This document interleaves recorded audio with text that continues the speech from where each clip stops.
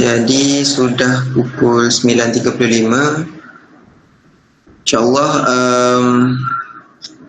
kita akan start. Jadi kita akan mulakan majlis kita dengan umul kitab Al-Fatihah. Bismillahirrahmanirrahim. Bismillahirrahmanirrahim. Alhamdulillahirabbil alamin. Arrahmanirrahim. Maliki yaumiddin. Iyyaka na'budu wa iyyaka nasta'in. Ihdinas siratal mustaqim. Siratal ladzina an'amta 'alaihim ghairil maghdubi 'alaihim waladdallin. Amin. Jadi tengok sini gambar dengan huruf-huruf je. Jadi boleh kalau sesiapa yang nak buka kamera boleh buka kamera ya, bagi memeriahkan lagi meeting kita pada malam ni insya-Allah. Jadi alhamdulillahirabbil alamin. Segala puji bagi Allah Tuhan sekalian alam, di mana kita dapat berkumpul lagi pada malam ni untuk kita mendengarkan sedikit pengisian lah daripada Abang Syafiq, Abang Singapore, di mana yang bertajuk A Glimpse into the Quran. Jadi di sini kita perlu merapatkan kesyukuran lah kepada Allah Subhanahu Wa Taala, di mana kita hidup pada hari ini sebagai seorang Islam, sebagai seorang Muslim daripada kecil lagi kan. Kita dilahirkan dalam agama Islam. Ramai yang tak dapat nikmat terbesar ni sebenarnya, nikmat Islam ni. Jadi kita yang terpilih untuk mendapat nikmat Islam ni, kita perlu bersyukur lah. Perlu bersyukur dengan sangat-sangat bersyukur orang kata. Syukur kerana kita telah dapat nikmat ni daripada kecil lagi. Sekarang ni dah umur berapa kan? Dah 20 kan? Dah ada 20, ada 19 kan? Jadi dah 19 tahun, dah 20 tahun hidup sebagai seorang Islam. Kita dah beramal daripada umur 0 sampai 19, sampai 20 tahun dah kita beramal. Jadi kita perlu bersyukurlah dengan nikmat yang terbesar tu. Dan sebenarnya nikmat yang terbesar ni lah yang ramai orang lupa sebenarnya. Jadi tanpa melengahkan masa, insya-Allah kita akan kita akan meneruskan dengan agenda sebenar kita pada malam ni. Jadi saya serahkan kepada Abang Syafiq lah, Muhammad Syafiq Abu Bakar, untuk menerangkan, untuk memberi sedikit sharing lah mengenai A Glimpse into the Quran, insyaAllah.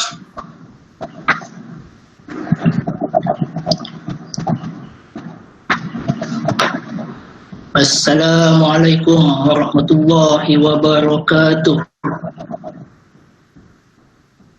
macam mana saya punya suara boleh dengar ke? Kita check lah dulu teknikal lah. Bolehlah komen-komen kalau tak clear ke, video kabur ke. Sekarang ni dengar dengan jelas, crystal clear lah ni. Jelas. Terus Alif Atan, mantap semua, alhamdulillah. Di skrin saya ni nampak gambar profilnya, kecuali beberapa orang lah.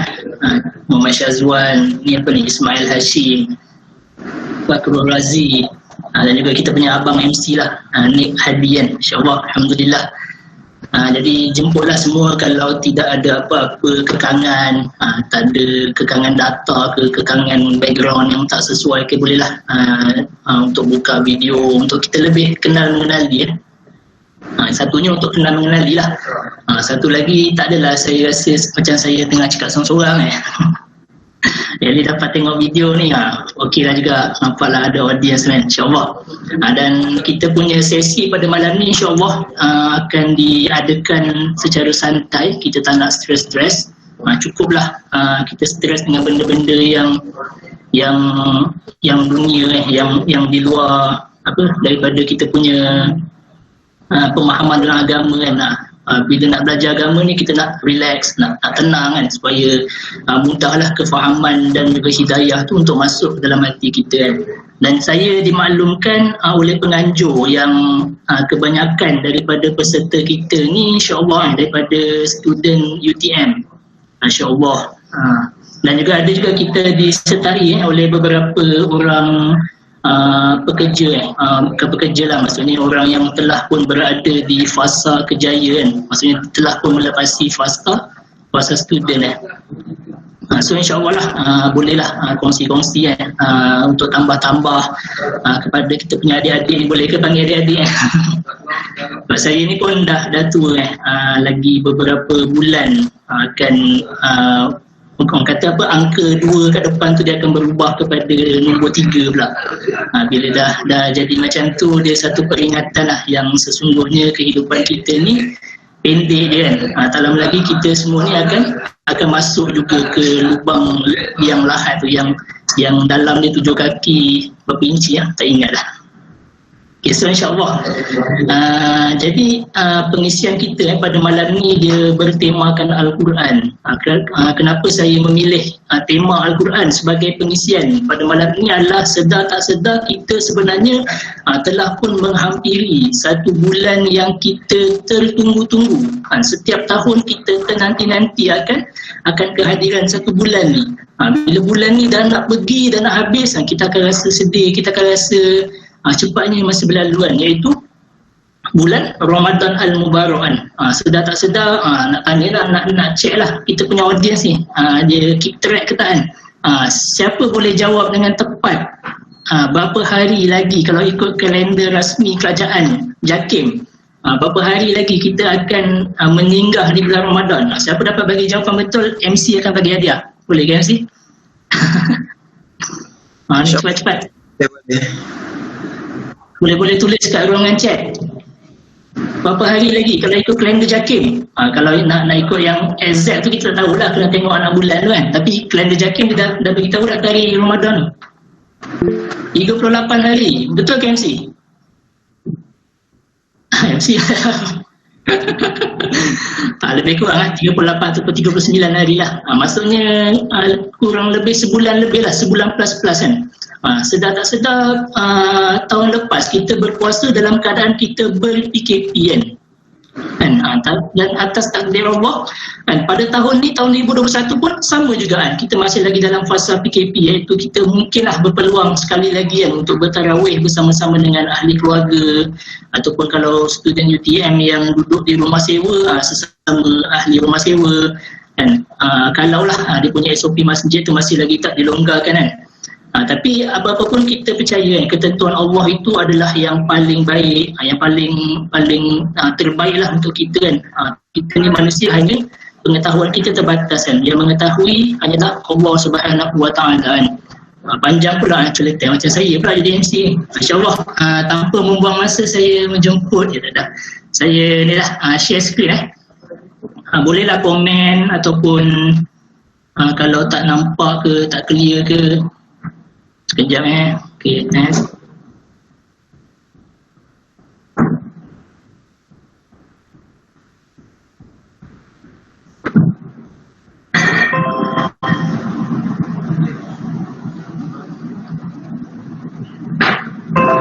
Okey. Tapi kalau buat macam ni tak nampak pula komen susah pula kita nak interaksi. Okay, tak apalah. Disebabkan saya dah tak boleh nak nampak ruangan chat tu, so kita tukar setting. Siapa nak menyampuk ke, nak tanya soalan ke, nak mencelah ke, sila open mikrofon anda dan mencelah saja. Tak perlu nak tunggu tiba ke ayat yang ujung ke, tak boleh. Boleh terus, kita santai-santai insyaAllah. Jadi alhamdulillah summa alhamdulillah nahmaduhu wa nasta'inuhu wa nastaghfiruh wa na'udzu billahi min syururi anfusina wa min sayyiati a'malina may yahdihillahu fala mudilla lahu wa may yudlil fala hadiya lahu. Subhanaka la ilma lana illa ma 'allamtana innaka antal alimul hakim. Rabbi shrah li sadri wa yassir li amri wahlul 'uqdatam min lisani yafqahu qawli. Amma ba'd. Pertama dan selamanya kita mengucapkanlah setinggi-tinggi kesyukuran kepada Allah Subhanahu Wa Taala. Yang paling utamanya adalah kerana kita ini sejak daripada lahir lagi, tak tahulah kalau ada orang dia baru convert, baru masuk Islam, tapi kebanyakan daripada kita lah dalam sesi malam ni insyaAllah, saya percaya kita ni semenjak daripada lahir lagi telah pun Allah Subhanahu Wa Taala kurniakan dua nikmat yang paling besar yang pernah dikurniakan kepada umat manusia kan. Inilah dua nikmat yang paling agung yang kalau kita mendapat nikmat ni tidak ada satu nikmat pun yang dapat menandingi keagungan dan kebesaran kedua-dua pemberian Allah yang diberikan kepada kita semenjak kita lahir kan? Semenjak kita berada dalam perut ibu kita kan? Iaitu nikmat untuk menjadi seorang Muslim yang beragama Islam dan juga nikmat iman itu sendiri, iaitu beramal dengan agama Islam kan. Kemudian yang keduanya kita banyak-banyak bersyukur kepada Allah Subhanahu Wa Taala kerana pada malam ini Allah Subhanahu Wa Taala memberikan kita rezeki. Kan Allah Subhanahu Wa Taala memberikan kita kesempatan, Allah memberikan kita keizinan untuk kita sama-sama menghadiri majlis-majlis ilmuan untuk menambahkan lagi kefahaman kita dalam ad-din kita ini, kefahaman kita kepada Islam yang kita cintai ini, Islam yang kita anuti semenjak daripada perut ibu kita lagi kan. Alhamdulillah Allah berikan kesempatan dan keizinan Tuhan. Allah beri kemahuan hati kita kan, untuk kita mengklik Google Meet punya link yang telah diberi oleh sesiapalah yang mengajak kita untuk ke program ni kan. Seperti mana yang telah disabdakan oleh Nabi SAW tentang barakahnya majlis ilmu ni. Bila mana diadakan majlis ilmu ni, maka para malaikat akan menaungi kan. Para malaikat ni dia akan menaungi majlis-majlis ilmu yang diadakan dengan sayap-sayap mereka kan. Maksudnya nak ceritanya betapa barakahnya majlis ilmu ni sehingga para malaikat turun sekali untuk bersama-sama dengan orang beriman untuk sama-sama mendengar. Walaupun kita berada di majlis ilmu secara atas talian secara online tak tahu macam mana malaikat, tapi itu adalah kerja Allah lah, perkara gaib kan. Kita ni adalah orang beriman di mana Allah sebut dalam surah Al-Baqarah ciri pertama orang yang beriman adalah allazina yu'minuna bil ghaib, iaitu mereka ini adalah orang-orang yang beriman kepada perkara-perkara gaib dan malaikat ini termasuklah dalam perkara-perkara gaib tu. So bila mana malaikat tu dia akan menaungi majlis ilmu, kita percayalah walaupun majlis ilmu itu diadakan secara online ke, diadakan secara berdarat ke kan, nak menunjukkan betapa barakah lah majlis ilmu tu. Macam mana dia naungi sayap kalau online tu, wallahu alam, kita serahkan kepada Allah kan. So insyaAllah pada malam ni kita sebenarnya program ni bagi pertama kali join bagi pertama yang sebelum tak pernah join, program ni insyaAllah kita akan buat setiap mingguan kan, di mana kita panggil lah sesi ini sebagai weekly Quranic Circle. Di mana kenapa circle tu saya tak tahu, itu kena tanya penganjur kan. Kenapa circle, kenapa tak bulat ke, kenapa tak oval ke, rectangular kan.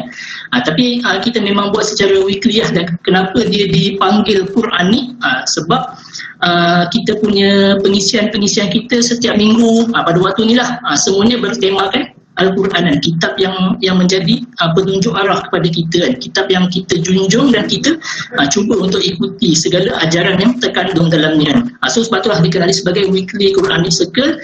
Dia punya tajuk khusus dia adalah a glimpse into the Quran. Bila sebut Quran ni, Semua orang ada Quran kan. Bila mana dia dilahirkan beragama Islam tu mesti ada Quran kat rumah. Tak kisahlah macam ni kan. So bila mana kita sebut tentang Al-Quran ni, bila mana kita cerita tentang Al-Quran ni, Al-Quran yang biasanya kalau kita bila sebut perkataan Al-Quran tu, benda pertama yang terlintas dalam fikiran kita adalah mushaf tu kan, buku-buku tu kan. So bila cuba kita fikir kan, cuba kita buat brain exercise ni, tak adalah brain exercise sangat pun, tapi cuba kita tengok apa contoh ataupun bagaimana Al-Quran yang kita fikir, yang kita kenal tu, macam mana Al-Quran itu digunakan di zaman ni. Boleh saya nak dengar tak suara-suara, sebab saya tak boleh nak tengok chat ni. Kalau tengok chat dia kena keluar daripada slide. So saya tak tahu apa yang korang tulis. So boleh bersuara tak? Macam mana contoh Al-Quran ini digunakan pada zaman milenium ini, zaman moden, zaman 5G. Kalau sekarang dah 5G kan. Apa? InsyaAllah pun boleh. Nanti saya akan baca lah komen-komen korang semua. Tulis pun boleh. Terima kasih MC, insyaAllah. Semoga Allah memberkati usaha. Tak ada. Kalau tak ada saya sambung lah. Dia ada banyaklah cara macam mana orang-orang zaman moden ni digunakan Al-Quran kan. Yang pertamanya biasa kalau kita dengar mereka ni akan buat bermacam-macam yang kita panggil sebagai sekolah tahfiz kan. Tujuan dia adalah untuk membentuklah generasi yang menghafaz Al-Quran kan. So kalau kita tengok kat Malaysia ni, boleh dikatakan hampir setiap negeri, hampir setiap daerah ataupun hampir setiap kampung lah boleh dikatakan akan ada sekolah tahfiz Al-Quran kan. Sekolah yang didirikan dan dibiayalah secara peribadi kan, dengan tujuan untuk melahirkan para hufaz Al-Quran. Saya secara personal, saya secara peribadi sangat bersetujulah dengan kewujudan sekolah-sekolah tahfiz ni. Kalau boleh saya nak semua sekolah yang ada kat Malaysia ni, MRSM ke, SBP ke, SMK ke, SMKA ke, semua convert jadi mahat tahfiz yang boleh. Macam nilai. Cuma benda yang kurang lah. Dia ada satu benda yang saya setuju dengan sekolah tahfiz ni, tapi ada satu benda yang masih kurang dengan sekolah tahfiz ni, yang kalau benda tu diimplementasikan, kalau benda tu dilaksanakan, maka akan perfect lah sekolah tahfiz kita. Apa benda tu? Dia kena tunggu dekat slide-slide yang seterusnya kan. So tu yang pertama kan, bila mana kita sebut tentang Al-Quran, maka akan banyak orang-orang yang even kalau dia tak masuk mahat tahfiz pun, dia tak masuk sekolah tahfiz pun, dia akan menghafal Al-Quran tu sebagai dia punya simpanan peribadi kan. Kalau ikut bahasa yang kawan-kawan saya guna lah, untuk buat stok hafazan, kot-kot kena tolak jadi imam kan. Tiba-tiba kalau semayang maghrib kat RNR ke, semayang masjid ataupun semayang jamak musafir dengan kawan-kawan, semayang di luar daripada waktu yang orang masjid tu semayang lah. Macam kalau isyak pukul 8.30, kita sampai ke masjid tu pukul 9.30. So kita buat soft sendiri kan. So kot-kot kalau time tu kena tolak jadi imam, alhamdulillah ada stok hafazan kan, yang boleh kita guna untuk baca kan. So ni banyaklah tujuan dan sebab-sebab peribadi kenapa seseorang itu menghafal Al-Quran kan. Kemudian kalau kat Malaysia ni dia ada satu benda yang sangat popular, di mana orang dunia antarabangsa ni dia akan respect orang Malaysia ni kalau part ni, iaitu part pertandingan tilawah Al-Quran. Di mana walaupun orang kita ni orang Melayu kan, dia salah satu keistimewaan lah, orang Melayu ni dia ada lidah yang boleh lentur, orang cakap lidah yang lembut lah. Orang Melayu ni kalau dia cakap Cina pun, kalau dia berbahasa Mandarin, dia bunyinya tak pelik. Even kalau dia, ramai daripada kawan-kawan kita lah, kalau cakap English tu boleh nampak fluent kan. Kita kenal lah ramai daripada even kawan saya pun, kalau cakap English tu dah serupa Mak Saleh, dia punya fluency tu kan. Begitu je dengan bahasa Arab. Orang Melayu kita ni memang diiktiraf lah sebagai orang yang, sebagai bangsa, sebagai manusia yang dicipta oleh Allah, di mana salah satu kelebihan dia adalah dia ada lidah yang fleksibel.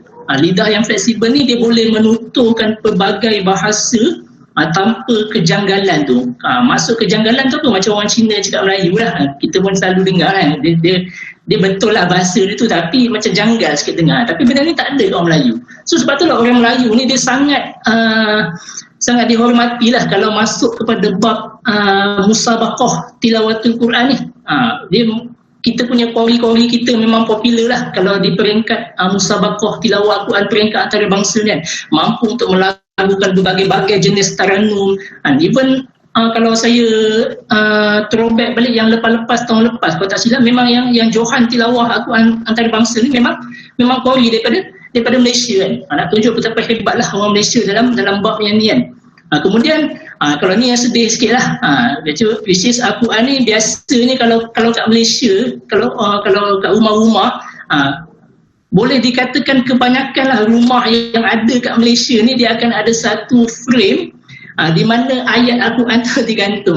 Tak tahulah apa sebab dia, mungkin tulisan hard yang lawa ke, tapi ni tak apalah, dia untuk hiasan kan. Ada satu yang saya jumpa yang lagi pelik, ada satu hari ni saya pergi kedai makan. So dekat dia kedai makan tengah hari, kedai makan tengah hari ni dia biasanya ada lauk. Dia biasanya akan jual nasi dengan lauk lah. So dekat bahagian lauk tu, dia selang 1 meter tu, dia akan gantung satu CD. Saya tak pasti, saya cuba fikir jugalah daripada sudut sains kan, daripada behind scientific tu, apa signifikannya CD tu digantung dekat kawasan laut kan. Dan kemudian bila saya pergi rapat-rapat, saya belik-belik CD tu, dia ada satu persamaan antara semua CD-CD tu. Cuba teka apa? Boleh teka. Dia adalah CD yang menyimpan rakaman Al-Quran lah. Kalau CD tu kalau kita masuk dalam disk laptop tu memang akan keluar lah bacaan Al-Quran kan. Saya tak pastilah apa reason ataupun sebab sebenar pemilik kedai tu buat macam tu. Tapi nak katakan Al-Quran ni kalau kat Malaysia ni ataupun dekat zaman moden lah, zaman yang kita hidup sekarang, zaman 2000 ke atas zaman milenium, zaman teknologi semua ni kan, kebanyakan Al-Quran itu dia digunakan, kalau kita nak kata dia tidak digunakan secara betul. Dia banyak tujuan dia banyak penggunaan dia, tapi dia belum betul-betul mencapai tentang darjat di mana Al-Quran itu digunakan dengan cara yang betul. So dia meninggalkan satu impak yang sangat besar kan. Benda ni bila mana Al-Quran yang sepatutnya menjadi sumber rujukan, yang sepatutnya menjadi kita punya ways lah, kalau kita panggil, kalau kita bawa kereta nak tahu mana satu destinasi yang kita nak tuju kan, kita buka Waze kan, ataupun Google Maps kan. Al-Quran tu yang sepatutnya menjadi ways kehidupan kita, bila mana dia tidak memainkan peranan, maka dia meninggalkan impak yang begitu besar dan impak yang begitu mendalam kan. So tanpa kita sedar lah, bila mana kita buat macam tu, Al-Quran tu jadi stok hafazan, Al-Quran itu jadi tempat yang kita dengungkan suara-suara kita kan, untuk pertandingkan suara siapa lagi sedap dan sebagainya kan. So dia tidak lagi berfungsi seperti mana ia sepatutnya digunakan. So bila mana Al-Quran itu tidak lagi digunakan seperti mana ia sepatutnya digunakan, maka dia meninggalkan satu impak seperti mana yang saya sebutlah tadi kan, iaitu ia tidak memberi kesan seperti mana ia telah mengesani generasi yang menggunakannya dengan cara yang betul. So bila mana kita nak cerita tentang generasi yang menggunakan secara yang betul ni panjang lah. Dia ada satu generasi yang kita panggil ataupun dunia Islam sebut sebagai generasi yang terbaik yang pernah dilahirkan umat manusia. Inilah generasi yang menjadi kuduah kepada kita kan. Generasi yang mana? Nantikanlah dalam slide-slide yang seterusnya kan. So itulah perbezaan antara zaman kan. Generasi yang guna Quran dengan cara yang betul versus generasi yang tidak menggunakan Quran dengan cara yang betul kan. So dia menjadi satu pertentangan kat situ, di mana bila mana mereka ni menggunakan Al-Quran dengan cara yang berbeza, maka dia punya impak dia punya result kepada cara hidup dia juga akan melahirkan perbezaan yang akan saya tunjuk lepas ni kan. So apa yang akan berlaku, apa yang akan jadi bila kita ni tidak menggunakan Al-Quran dengan cara yang betul, dengan cara yang sepatutnya digunakan, yang menepati tujuan penurunan Al-Quran tu.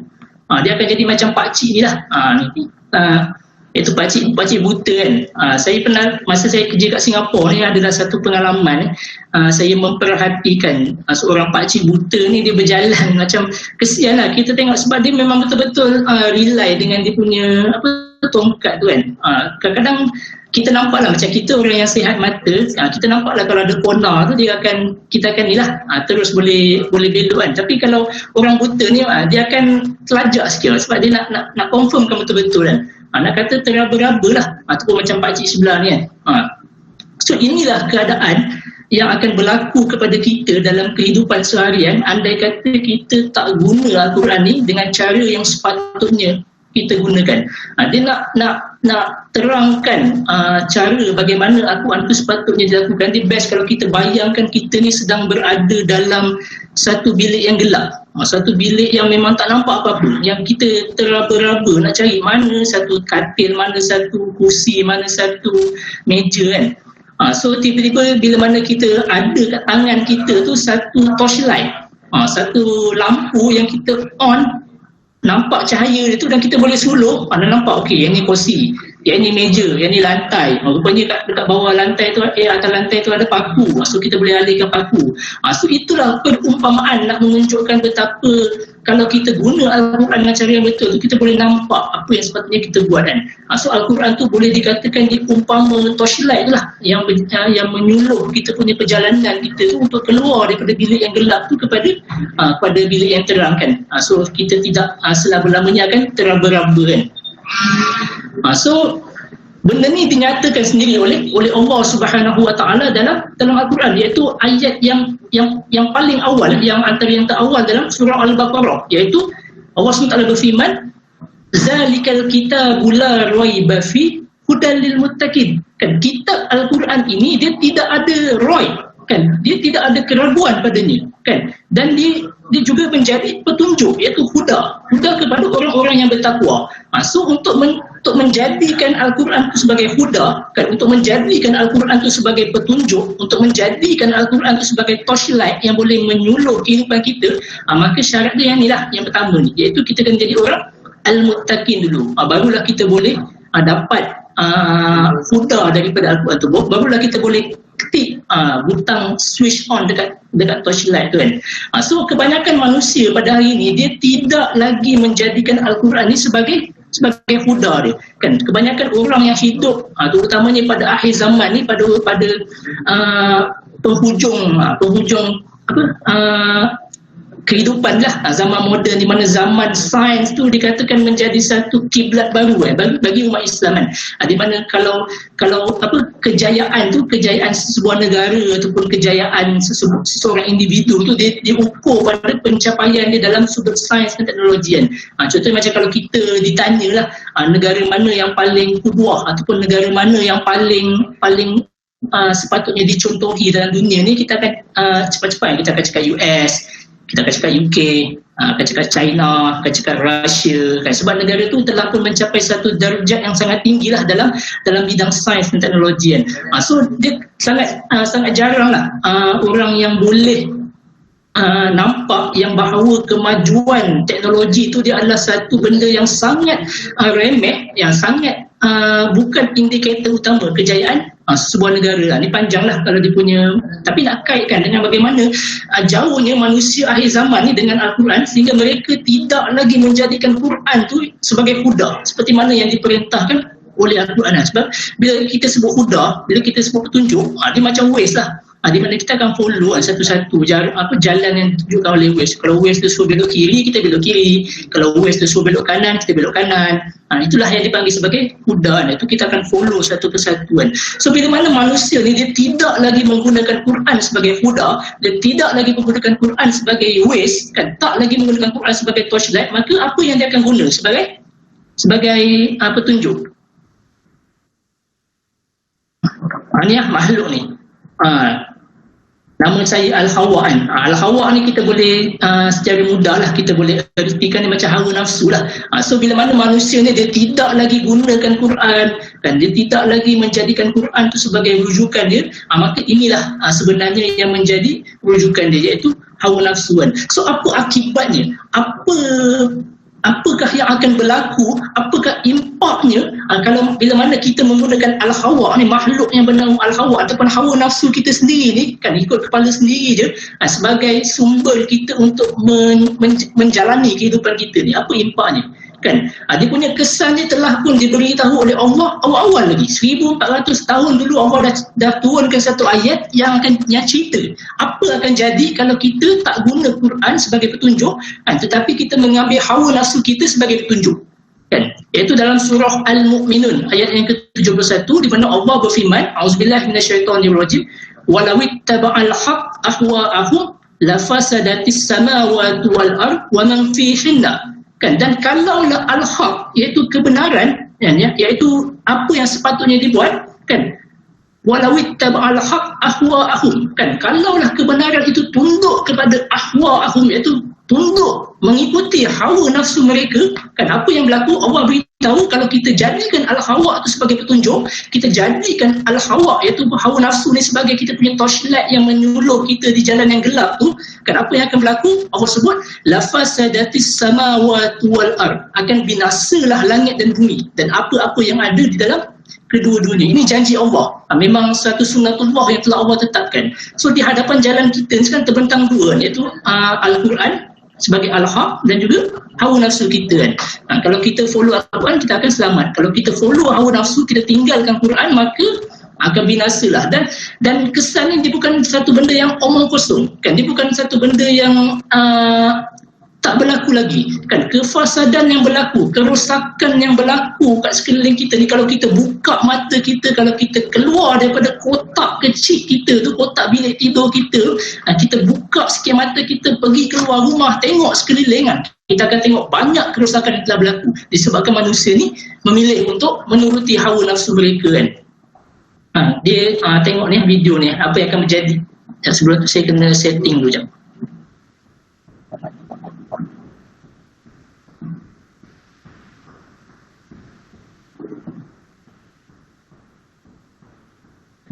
Steering.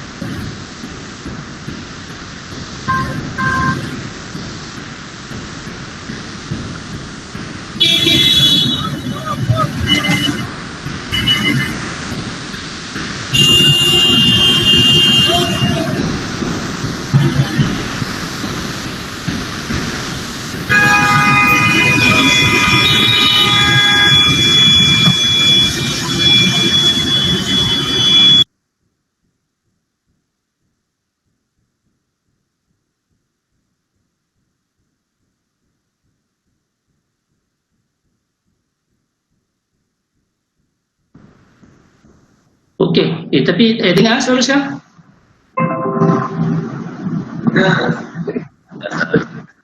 Sorry technical sikit. Benda ni boleh settle sebenarnya, tapi tadi ada masalah technical lah. So kalau kita tengok video ni tadi, dia tak tahulah kat mana ni saya dapat video ni, tapi dia bukan berlaku kat Malaysia lah. Di mana dia punya punca utama dia sebenarnya bukannya traffic light rosak. Kalau tengok traffic light ni dia menyala je. Tapi yang dah ditetapkan, bagi siapa yang ambil lesen kalau kita jalan. Tapi benda yang berlaku dalam video ni adalah kebanyakan daripada kereta ni, bila mana dia dah tak sabar, kan, dia tak sabar lah, maksudnya sebab panjang sangat lane, kan. Panjang sangat lane tu bila ada satu ketika tu merah tu sampai 2-3 kali merah tu dah tukar 2-3 kali, dia masih lagi berada di atas, tak lepas lagi traffic light, kan. So benda ni menyebabkan dia hilang sabar, lalu dia bertindak untuk nak cross je. Walaupun pada waktu tu dia punya traffic light itu belum hijau lagi untuk dijalankan. So bila mana manusia ni dia tinggalkan guideline, dia tinggalkan petunjuk yang sepatutnya memandu, kan. Kalau semua orang ikutlah lampu yang dah tetap, kan. Kalau hijau berjalan, kalau merah berhenti, dia tak jadi macam ni. Tak jadi huru-hara macam ni, kan. Dia akan teratur lah, walaupun lambat tapi dia akan teratur, kan. Dia akan in the end dia akan clear juga traffic light ni, kan. Tapi disebabkan manusia ni dia punya nak ikut hawa nafsu dia, dia nak juga cross jalan tu walaupun bukan lagi masa dia untuk cross, sebab masih lagi merah. Maka terjadilah seperti mana yang kamu semua lihat lah kat video ni, kan. Satu keadaan yang sangat huru-hara, yang sangat semua orang ikut kepala sendiri, kan. Ada yang tadi kita tengok U-turn, kan, dekat ujung tu, ada yang tengok sampai motor menyelit, dah jadi tak tahulah macam nak settlekan benda ni, kan.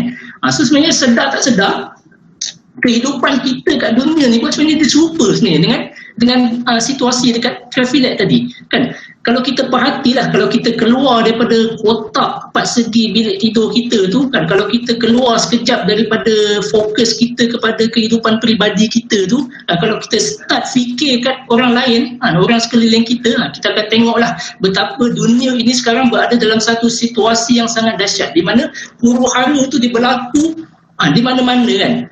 Negara yang kaya, negara yang ada senjata yang hebat menindas negara yang miskin kan, di mana ada kerajaan, dia punya askar dia tu menindas rakyat sendiri kan. Ada kerajaan yang secara zahirnya nampak maju, tapi rupanya rasuah berlaku secara level yang tertinggi dalam negara itu kan. Walaupun nampaklah negara itu secara zahirnya nampak macam aman, makmur, sentosa, tetapi jurang kekayaan tu antara rakyat yang dapat gaji paling rendah dengan rakyat yang dapat gaji paling tinggi terlalu jauh, disebabkan level of corruption yang telah berlaku kan, dalam sebuah negara kan. So kehidupan kat dunia ni bila mana kita ikut hawa nafsu dia sangat huru-hara kan. Disebabkan manusia ni bila mana dia ikut hawa nafsu, berarti dia tu ikut kepala sendiri kan. Semua orang nak ikut apa yang dia rasa betul. Semua orang, tak ada seorang pun yang nak kembali semula kepada source code utama kita kan, iaitu Al-Quran tu kan. So menjadilah dunia yang kita hidup sekarang ini seperti inilah, dunia yang huru-hara, dunia yang tak tahu mana satu salah, mana satu betul kan. Orang duk bertuhankan hawa nafsu sehingga menjadikan segalanya telah tunggang terbalik kan. Dia punya puncanya satu je kan, iaitu dia meninggalkan source code ni. Saya guna perkataan source code ni, orang programming lah faham Di source code ni adalah kod yang paling asas lah.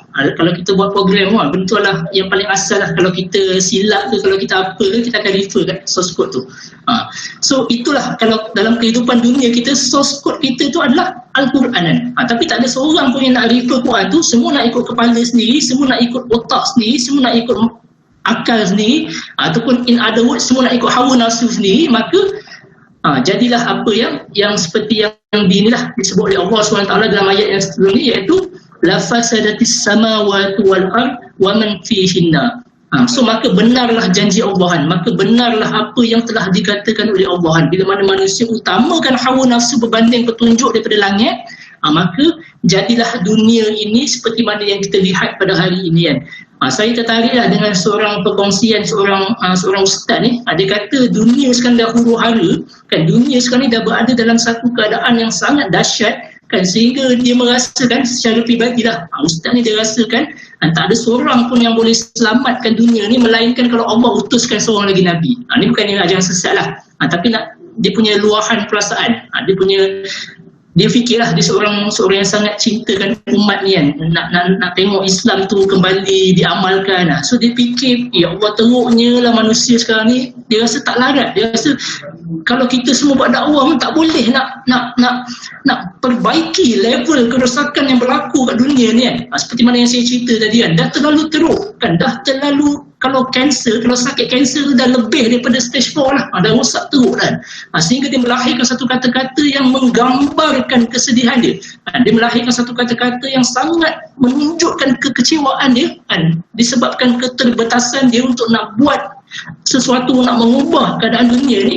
Sehingga dia mengatakan hanya kalau Allah turunkan Nabi pun, barulah dunia boleh jadi seperti mana yang sepatutnya kan.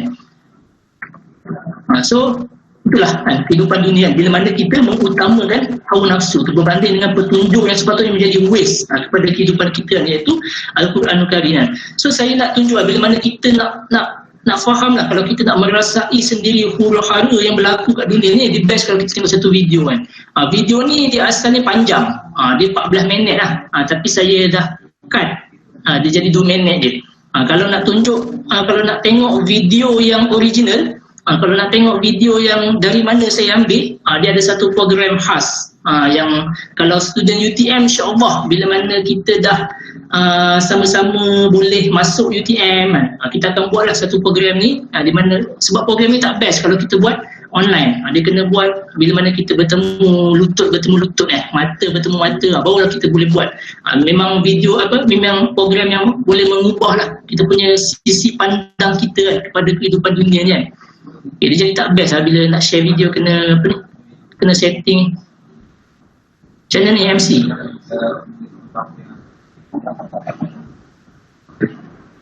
Ni penganjur ni tak.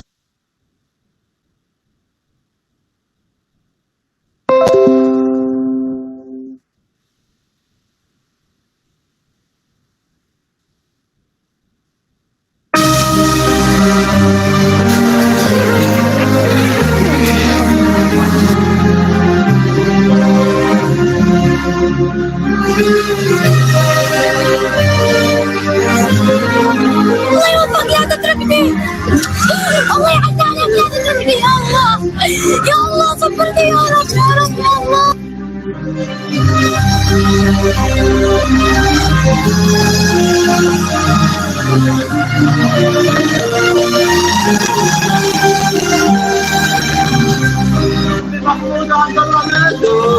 Allah ya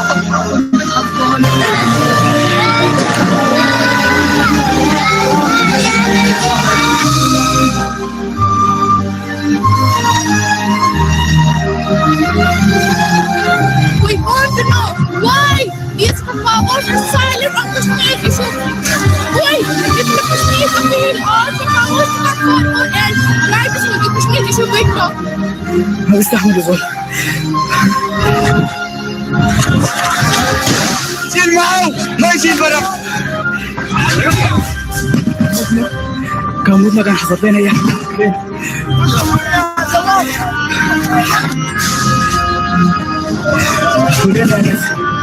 سورينا انا ما قادر نمر والله العظيم ما قادر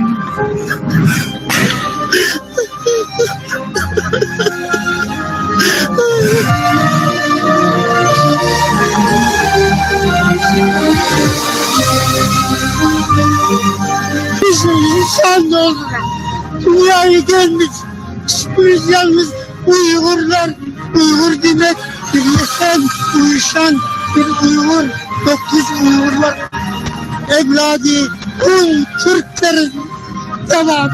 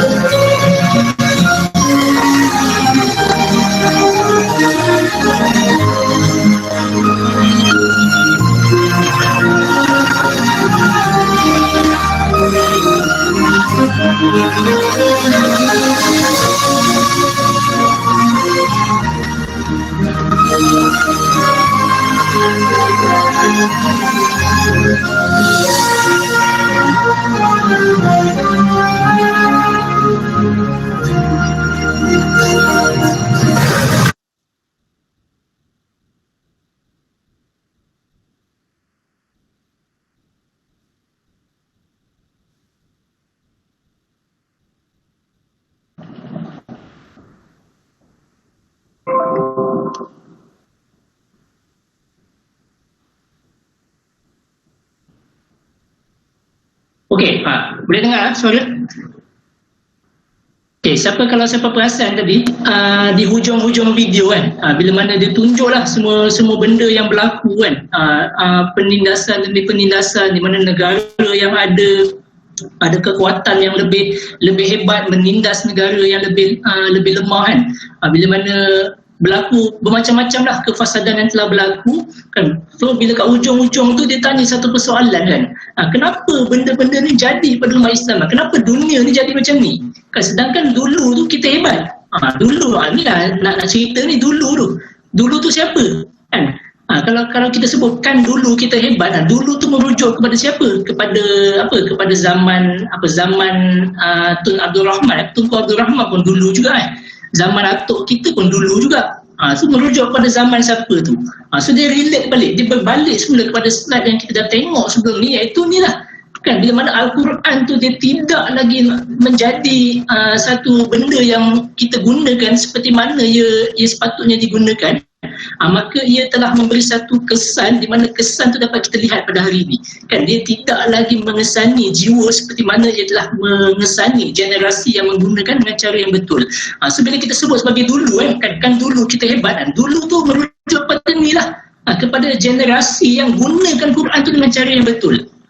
Cuba ni dia jawapan dia obvious lah, tapi saya sebab tak nak cakap seorang-seorang kan. Cuba ni jawab siapa yang dikatakan dulu ni. MC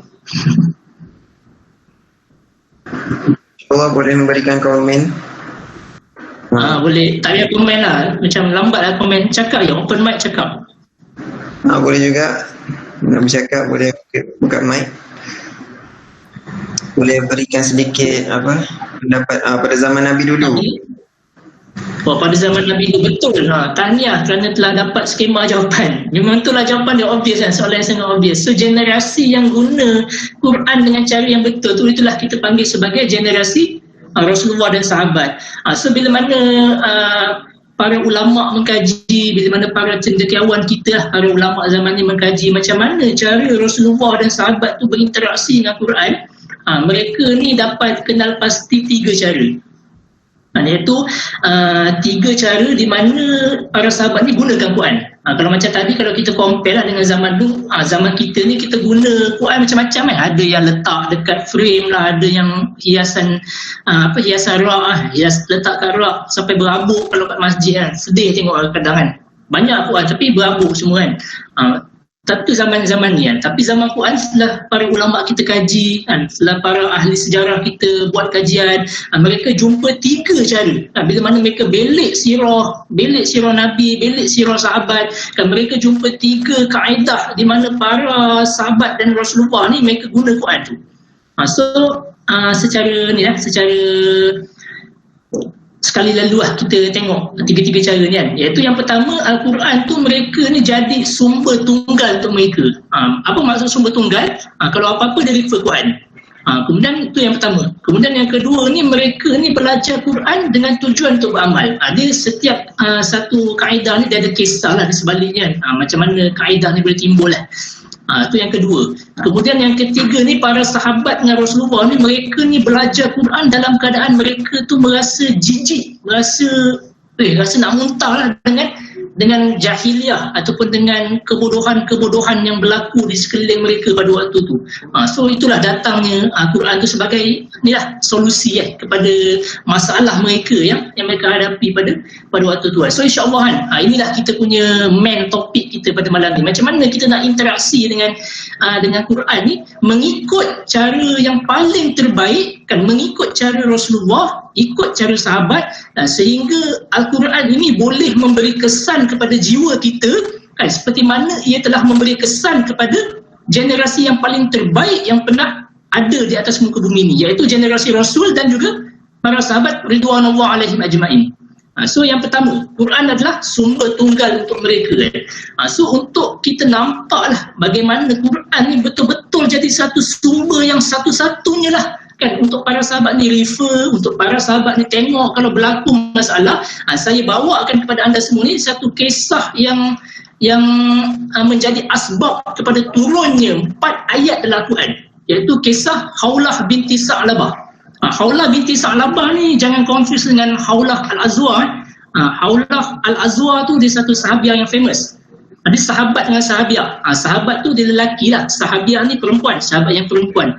So bila mana kita cerita pasal sahabiah ataupun sahabat perempuan ni, biasanya dalam kepala kita akan terlintas nama-nama yang famous, nama-nama yang memang besar lah, kata big names dalam sirah, iaitu contohnya macam Aisyah, Asma binti Abu Bakar, Hafsah binti Umar, yang kesemuanya adalah merupakan periwayat hadis kan, sahabiah yang memiliki nama yang besar lah. Tapi dia tidak seperti Haulah binti Sa'labah ni kan. Haulah binti Sa'labah ni adalah sahabiah yang tak famous kan. Bahkan dalam sirah, boleh katakan kalau dalam sirah ni lah satu-satunya nama dia disebut peristiwa ni kan, peristiwa yang menjadi asbab, menjadi sebab turunnya ayat 1 hingga 4 surah Al-Mujadalah. Kisah apa tu? Ni lah kita nak cerita sikit pasal Haulah binti Sa'labah ni. So Haulah binti Sa'labah ni dia ada seorang suami lah, dah kahwin. Suami ni bernama Aus Ibnu As-Samit. Mereka berdua ni adalah, kita boleh katakan, keluarga yang miskin, keluarga yang tak ada nama. Kalau kat Malaysia ni macam level makcik-makcik yang duduk ke kampung lah, makcik Kia, makcik mana-mana makcik lah, yang kita pun tak perasan tu wujud makcik tu, tak tahu pun rupanya ada makcik yang duduk dalam rumah tu kan. Itulah analogi nak menggambarkan betapa miskin dan betapa tak terkenal lah sahabiah yang bernama Haulah binti Sa'labah ni bersama dengan suaminya Aus Ibnu As-Samit. So pada suatu hari Haulah ni dia dah bergaduh lah dengan dia punya suami dia, iaitu Aus ni kan, sehingga menyebabkan suami dia telah melafazkan satu kata-kata yang kita panggil sebagai zihar. Ni apa pula zihar ni kan? Ni dia technical term sikit, mungkin ada orang yang tahulah kan. So apa yang dikatakan oleh Aus ni kepada Haulah, iaitu dia kata, kamu ini tak ubah seperti punggung ibuku. Itulah yang membawa pada pengertian zihar tu. Dia dalam, kalau fiqh munakahat ni, zihar ni kan, zihar ni adalah satu keadaan bila mana seorang suami tu dia menyamakan isteri dia dengan mana-mana parts ibu dia tu, dia punya mak dia. Contoh macam kalau dia kata dia tu macam punggung ibunya, especially part-part yang nak menunjukkan ni lah, yang bahagian yang seksual, yang bahagian yang boleh meningkatkan menggerojakkan hawa nafsu kan. Maka kat situ dah terjatuhnya hukum zihar. So boleh faham apa maksud zihar ni. So tapi nak cerita ni, bila Haulah ni dia macam mana dia nak kata, bila mana benda tu berlaku dia jadi stres. So dia mengadukan perihal yang dia telah dizihar oleh Aus Ibnu As-Samit ni, oleh suami dia ni, kepada Rasulullah kan. So kalau kita tengok asbabun nuzul kan, kalau kita tengok lalu Allah disebabkan dia mengadu perihal suami dia ni, maka Allah turunkan surah Al-Mujadalah ayat 1-4 kan. Tapi kalau kita study dengan lebih teliti dia punya asbabun nuzul, masa penurunan surah Al-Mujadalah ayat 1 hingga 4 ni kan, masa turunnya ayat tu dengan peristiwa dia ngadu kat Rasulullah ni, dia ada satu tempoh yang di mana Rasulullah sendiri pun tak boleh nak bagi tahu jawapan. Rasulullah sendiri pun tak tahu dia nak kata nak jawab macam mana dia. So nak kata para sahabat dengan Rasulullah ni kan, dia punya kehidupan dia bukannya dipandu oleh hawa nafsu mereka. Kalau dipandu oleh hawa nafsu, nescaya Rasulullah ni dia akan bagi je solusi kan, bagi solusi direct. Haulah benda ni, ni kalau jadi macam ni yang kena buat, ni kena buat. Tapi tidak kan, Rasulullah dengan sahabat dia jadikan Quran tu sebagai petunjuk kepada kehidupan dia. Dia jadikan Quran tu sebagai ways yang untuk memandu perjalanan hidup dia kan. Baik Haulah, baik Rasulullah kan. Haulah ni pun dia tak buat sekati kan. Haulah dengan suami dia tak buat sekati. Bila dia telah dizihar oleh suami dia ni, dia tak buat sekati dia lah. Dia benda yang dia buat adalah dia jumpa dengan Rasulullah untuk mengadukan masalah dia. Begitu dengan Rasulullah juga tak buat sekati. Rasulullah ni dia tunggu Allah turunkan ayat. Bila Allah nak turunkan ayat, sabar kan, dalam keadaan sabar. So nak katakan masa tu dia sangat panjang, sehingga menyebabkan tidak senang Haulah nak memikirkan bila lah Rasulullah nak bagi jawapan. Rasulullah pula terfikir bila lah Allah nak turunkan ayat. Pada akhirnya turunlah ayat Al-Mujadalah 1 hingga 4. Kalau kita study dia punya ayat yang pertama je, dah tunjukkan betapa Allah ni mengetahui kan apa yang telah berlaku. Iaitu kalau kita baca ayat A'udzubillahi minasyaitonirrajim, qad sami'allahu qaulal lati tujadiluka fi zawjiha wa tashtaki ila Allah wallahu yasma'u tahawurakuma innallaha sami'un basir.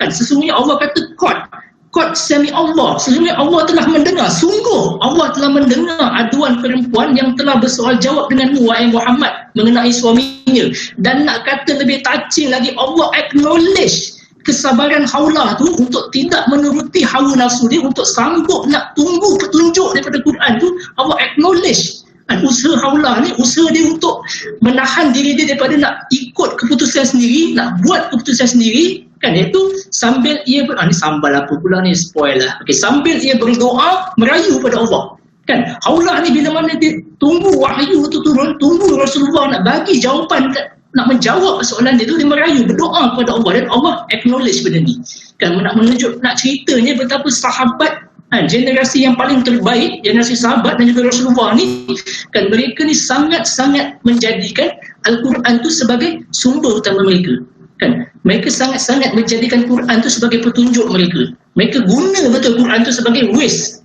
yang menunjuk jalan kepada mereka kan. Mereka tak buat sekali haulah kalau nak ikutkan dia boleh je buat sekali kan. Duduk lama sangat Rasulullah ni untuk buat benda kan. Ikutlah aku buat keputusan sendiri dah kan. Nampak ke bro sayang mana pula ni. So itulah ciri pertama ataupun bagaimana para sahabat tu zaman sahabat dengan Nabi ni mereka tu gunakan Quran, iaitu mereka ni memang kalau apa-apa akan refer Quran. Kalau jadi apa-apa ada tak Quran yang cakap pasal ni, kalau ada dia orang straight away guna, kalau tak ada dia orang sabar tunggu, mungkin Allah nak turunkan wahyu lagi kan. Sebab masa tu penurunan Quran tu belum sempurna lagi kan. Itu yang pertama, iaitu poin dia adalah betul-betul jadikan Quran tu sebagai ways kan. Itu yang pertama. Ni yang kedua adalah ni yang paling best ni. Ini yang paling umat kita yang akhir zaman ni fail. Yang kedua ni, iaitu para sahabat ni, mereka ni belajar Quran dengan tujuan untuk beramal. Tak ada tujuan lain. So bagaimana kita tahu benda ni? Saya datangkan kisah sahabat yang kedua, iaitu yang bernama Ibnu Mas'ud. So dia ni lah daripada kata-kata Ibnu Mas'ud ni, iaitu an Abi Abdurrahman As-Sulami an Ibnu Mas'ud qala kunna nata'allamu min Rasulillah sallallahu alaihi wasallam 10 ayatin fama na'lam al-10 allati ba'dahunna hatta nata'allama ma unzila fi hadhihi al-'ashr min al-'amal. So apa maksudnya? Daripada Abu Abdurrahman As-Sulami dari Ibnu Mas'ud. Kalau nak bagi faham konteks lah, Abu Abdurrahman As-Sulami ni dia adalah tabi'in. So maksudnya dia mendapat kata-kata ni daripada Ibnu Mas'ud. Ibnu Mas'ud ni adalah sahabat. So Ibnu Mas'ud ceritakan Abdurrahman As-Sulami lah. Kalau siapa yang tidak biasalah dengan pengistilahan an-an ni, kalau hadis kan macam an-an. Itu maksudnya lah, iaitu Ibnu Mas'ud ni dia cerita benda ni yang bawah ni dekat Abu Abdurrahman As-Sulami. So dia cerita apa? So Abu Mas'ud ni dia kata zaman sahabat lu, zaman Nabi lu, kita orang ni belajar 10 ayat daripada Nabi kan. Kalau time tu kita orang tengah belajar 10 ayat, kita orang takkan belajar lagi tambahan 10 kan. Kita orang akan suruh hold, walaupun pada waktu tu ada ayat baru yang turun, walaupun pada itu ada wahyu baru yang turun kan. Ada lagi, contoh macam dia tengah baca 10 ayat ni, tiba ada sahabat lain cakap Ibnu Mas'ud ada 10 ayat lagi turun, Rasulullah berada bawah tadi Ibnu Mas'ud akan cakap nanti jangan cerita dulu aku kan. Sebab apa kan, dia kata kami tidak akan mempelajari 10 ayat seterusnya sampai bila? Sehinggalah kami telah mempelajari amal yang terkandung di dalam 10 ayat yang awal tadi. Itu nak menunjukkan kaedah para sahabat ni, iaitu generasi terbaik yang pernah dilahirkan di atas muka bumi ni, bagaimana mereka berinteraksi dengan Quran, bagaimana mereka guna Quran. Ada beza dengan kita punya cara kan. Kita kalau boleh nak hafal tu hafal semua tak fikir langsung dekat part amal tu kan. So macam mana kita nak contoh kepada nak mencontohi lah cara sahabat tu untuk cara sahabat ni guna Quran. Ada 3 step ni. Yang pertama adalah kita kena baca. Of course lah kena baca kan, tilawah Quran. Kemudian bukan baca sokmo. Dia jadi satu habit satu habit yang di mana orang ni dia menjadikan Quran tu sebagai halwa, dia punya kerongkongan dia. Satu ayat yang dilagu-lagukan, satu ayat yang dia sukalah baca tapi dia tak masuk pada step yang kedua ni, iaitu dia faham. Faham ni dia banyak cara lah, panjang lah kalau nak explain. Dia akan masuk kepada tadabbur, kepada tafsir, kepada ta'wil, kepada macam-macam lah. Tapi nak tunjuk dia punya flow dia. Lepas kita baca Quran, sepatutnya kita usaha untuk faham. Kalau zaman sekarang ni dia mudah, dia ada banyak Quran ni, dia dah sediakan 2 terjemahan. Kalau anda semua, kalau kamu semua ni familiar lah dengan beberapa cetakan Al-Quran yang especially daripada Indonesia. Daripada Malaysia saya tak pasti lah. Kalau daripada Indonesia, dia dah sediakan 2 versi terjemahan. Terjemahan yang pertama adalah terjemahan harfiah. Kita panggil sebagai terjemahan harfiah. Terjemahan harfiah ni adalah terjemahan perkata, iaitu perkataan. Itu dia akan tulis makna kan. Kalau ayat tu ada Alhamdulillah Rabbil Alamin. Alhamdulillah tu dia akan tulis ke atas Alhamdulillah tu makna Alhamdulillah. Lillah tu apa? Rabb tu apa? Al-Alamin tu apa? Dia dah sediakan dua. Itu yang pertama, terjemahan secara berkata tu, harfiah. Kemudian terjemahan yang kedua adalah terjemahan secara menyeluruh, iaitu apa sebenarnya ayat ni nak cakap. Iaitu dia akan letak benda tu dekat tepi Quran tu. Ni bagi sesiapa yang yang familiar dengan Al-Quran, terutama daripada Indonesia. So nak kata mudah lah untuk kita faham Quran pada hari ni. At least kalau tak faham pun tahulah ayat tu nak cerita pasal apa kan. Tak adalah kita ni jadi macam burung kakak tua kan. Burung kakak tua ni tahu tak apa dia punya ciri dia. Kita boleh ajar dia perkataan tau. Cakap good morning ke, good afternoon ke, good night ke, happy birthday ke, tapi dia tak faham pun benda yang dia maksudkan dengan good night. Dia bila tak faham tu kadang-kadang bila waktu siang pun dia akan cakap good night kan. Nak tunjuk tak faham lah burung kakak tua ni. Tapi kita tak nak jadi kita tak nak baca Quran macam mana burung kakak tua tu cakap good morning. So kita kena masuk kepada step yang kedua ni, iaitu kena faham. Itu pun zaman moden ni boleh katakan ramai jugalah, walaupun tak semua yang dah masuk kepada step yang kedua ni, iaitu dia dah baca dan dia dah faham. Yang paling ramai fail, yang paling menjadikan kita ni berbeza lah dengan generasi sahabat adalah step yang ketiga ni. Sebab itulah saya jadikan dia capital letters kan, amal. Kita ni tidak lagi memandang Quran tu sebagai satu benda yang kita nak amalkan. Dia berbeza lah dengan sahabat kan. Sahabat ni sehingga sanggup mereka kata hold nanti jangan ajar aku 10 ayat lagi, aku tengah nak cuba faham dengan amalkan 10 yang dah dapat ke aku ni. So itulah perbezaan yang paling ketara, yang secara peribadi saya rasa itulah puncanya kenapa generasi kita pada hari ini sangat-sangat telah pun hancur binasa lah kalau ikut ayat Quran yang tadi tu kan. Disebabkan benda ni lah, kita tidak belajar Quran dengan tujuan untuk beramal. So jadilah Quran tu sebagai satu benda yang dia hanya melewati kerompongan kita saja, iaitu kita punya anak tekak kan. Satu benda kalau kita faham pun faham yang memang faham terjemahan lah. Dia tak boleh nak final click tu, tak ada. Nak menggerakkan kita kepada amal. So itu yang kedua kan. Para sahabat ni, mereka ni belajar Quran memang satu je tujuan dia, iaitu untuk beramal dengan isi Al-Quran tu. Kemudian yang ketiga, para sahabat di zaman Rasulullah ni, mereka ni belajar Quran dalam keadaan mereka merasa jijik dengan jahiliah di sekeliling mereka. Jahiliah ni dia mudah lah kita nak faham. Dia berasal daripada perkataan jahalah. Jahalah ni maksudnya bodoh. So secara harfiah ni, secara perkatanya, jahiliah ni kita boleh katakan sebagai kebodohan. Dan nak tahu sama ada satu benda tu jahiliah ataupun tak, dia tak perlu kepada dalil yang panjang, tak perlu kepada dalil yang nak kata benda jahiliah benda tidak. Cukup sekadar kita guna common sense kita. Contohnya macam kalau saya bagi contoh, berzina kan, berzina orang tak payah nak belajar agama lah nak faham yang berzina ni memang jahiliah, satu kebodohan kan. Daripada berzina lah lahirnya anak luar nikah, lahirnya buang bayi kan. Daripada berzina, kalau berzina dengan isteri orang, menjadikan pergaduhan, persengketaan, pembunuhan kan, tak puas hati dan sebagainya kan. Daripada berzina juga dah melahirkan manusia yang gila seks, yang akan merugul orang pula lepas tu kan. So kalau kita guna common sense kita pun dah boleh faham lah yang zina tu satu bentuk jahiliah kan. Contoh lain macam merompak kan, merompak tu tak payah belajar agama tinggi-tinggi nak tahu bentuklah jahiliah, bentuklah satu kebodohan. Dengan merompak lah menyebabkan kita ni kehilangan hubungan manusia dengan manusia kan. Siapa je nak berkawan dengan orang yang merompak rumah sendiri kan, menyebabkan pergaduhan, menyebabkan rasa tenteraman tu, rasa tak selamat dan sebagainya kan. So nak pokok pangkal nak katakan jahiliah ni kan, adalah satu benda yang kita tak perlukan agama pun untuk kita tahu bentuk jahiliah. Buktinya para sahabat telah tahu satu benda itu adalah jahiliah sebelum Islam datang kepada mereka kan. Sebelum Rasulullah mengajarkan Quran kepada mereka, sebelum Rasulullah mengajarkan Islam kepada mereka, para sahabat ni dah tahu dah iaitu benda itu adalah jahiliah. Itulah yang berlaku kepada Abu Bakar, yang berlaku kepada Aisyah. Di mana Aisyah ni dia describe, kalau dalam sepotong hadis tu, Aisyah ni describe jahiliah yang berlaku pada waktu zaman sebelum Islam datang, iaitu para wanita jahiliah ni, mereka ni akan open kepada mana-mana lelaki yang nak menyetubuhi mereka kan. Mereka akan letak kain putih dekat pintu rumah kan. Kalau ada kain putih tu, lelaki boleh masuk untuk bersetubuh dengan diorang kan. Semua benda ni dijelaskan oleh Aisyah dalam dia punya hadis yang panjang lah, yang mendescribe, yang menceritakan tentang keadaan yang berlaku pada waktu zaman jahiliah. Poinnya adalah walaupun pada waktu tu Islam belum turun, Rasulullah belum ajar Islam kepada sahabat dan Al-Quran belum lagi diajar kepada sahabat, tapi para sahabat ni, mereka ni dah dah tahu benda tu jahiliah kan.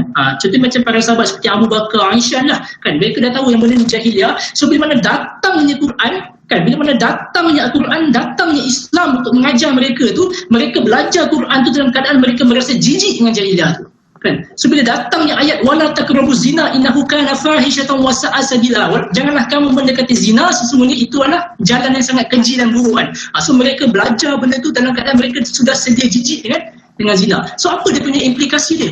Apa faktor dia bila mana dia belajar Quran dalam keadaan dia rasa jijik dengan jahiliah tu? Dia melahirkan satu perasaan, dia akan melahirkan satu daya tolak daripada dalam untuk kita ubah benda tu kan. Maka dia kait balik dengan cara yang sebelum ni. Sebab itulah para sahabat ni, mereka ni boleh belajar Quran dengan tujuan untuk beramal, kerana mereka merasa urgency, mereka merasa pentingnya untuk mereka ubah apa yang telah mereka lihat pada zaman ketika sebelum Islam sampai kepada mereka. Mereka melihat para wanita yang membenarkan lelaki masuk ke dalam rumah untuk bersetubuh dengan wanita tu adalah satu benda yang tak sepatutnya berlaku, dan mereka kena ubah benda tu. Sebab tu bila mana Al-Quran datang, mereka semangat untuk beramal, untuk kata benda tu tak boleh, untuk dakwah kepada orang-orang yang buat benda tu supaya tinggalkan perbuatan yang terkutuk dan yang sangat keji tu kan. So inilah kenapa para sahabat ni boleh menterjemahkan Al-Quran yang mereka belajar itu kepada amal, kerana perasaan jijik dengan jahiliah tu. So kalau kita nak letakkan diri kita dalam konteks para sahabat tu, itulah yang kita kena buat kan. Bila mana kita belajar Quran, kita belik Quran tu, mestilah kita hadirkan perasaan yang umat sekeliling kita ni, kawan-kawan kita, ahli keluarga kita kalau ada lah yang telah jauh dengan nilai-nilai Islam, kita kena rasa mereka ni perlu dibantu. Kita kena merasakan mereka ini kena diberikan kefahaman Islam. Kita kena rasakan mereka ini perlu untuk diajar tentang apa yang ada dalam Quran tu. Barulah bagaimana kita boleh masuk kepada daerah yang ketiga tu, iaitu amal. Selagi kita tak ada perasaan macam tu, tak ada perasaan jijik dengan jahiliah, tak ada perasaan nak rasa jahiliah tu perlu untuk ditanggalkan dan digantikan dengan Islam, maka selagi itulah kita akan susah nak masuk kepada step yang ketiga ni, iaitu amal kan. Tapi ia tidak mustahil, kerana para sahabat dan juga mereka yang mengikutinya setelah itu telah membuktikan yang benda ni boleh buat, iaitu bagaimana faham tu dia boleh diterjemahkan kepada amal.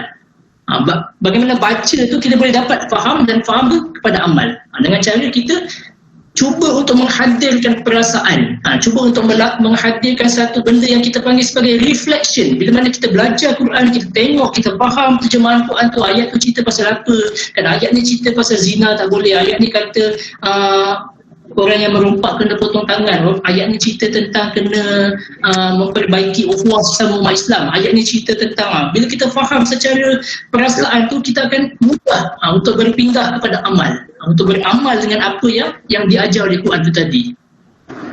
Ya, ada orang bertanya, saya dengar mikrofon dibuka tadi, sila-sila, insyaAllah. Anda ada lebih kurang dalam 5 minit lagi, insyaAllah. Masya Allah, terima kasih kepada MC yang telah menjaga masa. InsyaAllah. Okay, saya cuba laju So jangan risau MC, kita dah ada take home message. So inilah 4 take home message lah daripada benda yang saya membebel tadi. Banyak cerita Syria lah, Gaza lah, Haulah lah. Benda tu tak apalah, kalau anda semua tak ingat pun tak apalah. Faham kan benda yang nak kena dengar ceramah orang kan. Tapi kalau anda boleh keluar daripada Google Meet ni kan, anda boleh end call Google Meet ni dalam keadaan anda ambil semua take home message yang saya dah senaraikan, itu dah cukup baik dah, itu dah cukup macam apa dah lebih daripada baik lah orang cakap kan. So yang pertama, kita kena usahalah. Yang pertama of course lah, kalau kita dibaca kan, baca faham amalan, so kena usahakan untuk tilawah Al-Quran secara konsisten. Itu benda step yang pertama kan. Kalau tanpa tilawah tu susahlah kita nak masuk pada faham kan. Kita baca pun tak macam nak faham kan. Dan ni sedikit iklan 39 days to go lah, macam yang kawan kita sebut tadi Ramadan kan. So inilah motivasi kita lah kalau nak mulakan step yang pertama, take home message yang pertama ni kan, nak tilawah Quran, supaya dalam bila masuk bulan Ramadan tu kita boleh jadi full gear terus kan. So start boleh cuba start malam ni juga, jangan tangguh lagi lah. Untuk tilawah Quran secara konsisten, bacalah 2 page sehari ke 3 page ikut kemampuan masing-masing kan. Kemudian yang kedua, bila dah tilawah tu, bila dah baca tu, kena cuba untuk faham makna. Faham makna tu satu. Kemudian yang kedua, kena ambil pelajaran. Ambil pelajaran ni kita panggil sebagai tadabbur. terhadap ayat-ayat Al-Quran yang telah dibaca. Maksudnya kita catat lah, boleh ikut punya ikon kan, catat dan cuba untuk ambil pelajaran kan. So kena faham kan. So kalau macam saya sebut tadi, tak susah nak faham apa yang ayat tu nak cakap, sebab sekarang ni kita dah ada Quran terjemahan kan, dah boleh tengok kan. Kalau sesiapa kat sini yang ada ilmu dalam bahasa Arab, subhanallah, saya ucapkan tahniah kepada anda kerana anda telah pun berada satu langkah ke hadapan. Kalau ikut JDT yang terima pun 50 langkah ke hadapan lah bagi siapa yang follow bola JDT kan. 50 langkah ke hadapan lah kalau ada knowledge ataupun ilmu bahasa Arab tu. Sebab lagi mudah, tak payah nak refer terjemahan dah. Kita boleh faham secara on the spot. So tu yang kedua. Yang ketiga, participate dalam halaqah kecilan 4 hingga 8 orang. Ni jumlah ni teknikal lah, tak kisah, tapi kecilan lah yang bertemakan Al-Quran. Kenapa? Saya bagi satu sebab lah. Kenapa kita kena merajinkan diri kita, kenapa kita kena usahalah, walaupun kita ni malas, walaupun kita ni busy, walaupun kita ni rasa macam penat ke mengantuk, untuk kita usaha juga untuk kita hadir dalam halaqah kecilan ni. Yang pertama adalah kerana dia adalah amalan sahabat Nabi. Kan, benda ni adalah amalan sahabat Nabi. Mereka ni akan sentiasa berkumpul secara kecil-kecilan untuk belajar Quran. Buktinya apa? Buktinya hadis yang Abdul Rahman dengan Ibnu Mas'ud ni. Abu Abdul Rahman ni adalah tabi'in. Dia adalah generasi selepas daripada sahabat. Ibnu Mas'ud adalah sahabat. Jadi macam mana Abu Abdul Rahman Sulami ni boleh dengar daripada Ibnu Mas'ud? Of course lah dia dengar time Ibnu Mas'ud tengah buat halaqah kecil tu. Bila mana Ibnu Mas'ud buat halaqah kecil tu, Ibnu Mas'ud ceritalah pasal ni. So dapatlah Abdul Rahman dengar benda tu dan sampaikan kepada kita kan. So nak ceritanya halaqah kecil-kecilan ni memang merupakan amalan para sahabat. Dan mereka ni akan sentiasa berkumpul lah sesama mereka ke sesama tabi'in yang datang setelah itu ke untuk belajar Quran, untuk belajar agama kan. Itu yang pertama. Kemudian yang kedua, kenapa kena kecil? Benda ni common sense lah, logik kan. Kalau kita participate dalam satu benda yang besar macam sekarang lah. Sekarang ada berapa? Tak ingat, ada berapa? 20 lebih, 25 dia kan. Kita nak turutan, kita nak cakap, nak check kefahaman kita entah pukul berapa kita habis. Kalau saya nak suruh seorang demi seorang cerita apa yang dia faham, kita ni kena keluar daripada Google ni pukul 1 pagi nanti kan. Which is tak ada orang nak kan. Common sense lah, logik kan. Sebab itulah lagi bagus, lagi baik, lagi better bila benda tu adalah kecil-kecilan. Contoh macam kalau 5 orang ataupun 6 orang, dan satu kan. Dalam masa 1 jam tu semua orang dah boleh ni kan, dah boleh bersuara, dah boleh berkongsi, dah boleh